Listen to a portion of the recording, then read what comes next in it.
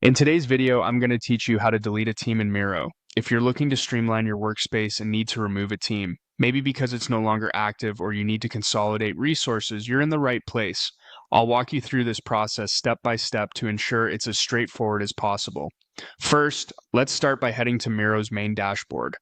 Open your browser and go to Miro's homepage. Once there, find your way to the board section. This is your starting point and a familiar place for most users, as it holds all your ongoing projects and collaborations. Next, direct your attention to your profile, located usually in the top right corner of your screen. By clicking on your profile picture or icon, you'll bring up a menu with several options. From this menu, you'll want to select the team profile. This area houses all your team-related information and settings, making it the perfect place to manage multiple team dynamics within Miro. Once in the team profile section, look for the option that says Delete Team. It's important to proceed with caution here, as this action will remove the team from your workspace and delete all associated data permanently. If you're certain about your decision, click on Delete Team. A prompt will appear on your screen as a final safeguard against accidental deletions. It will inform you that an email link will be sent shortly. This added layer of security ensures that only authorized and intentional deletions occur.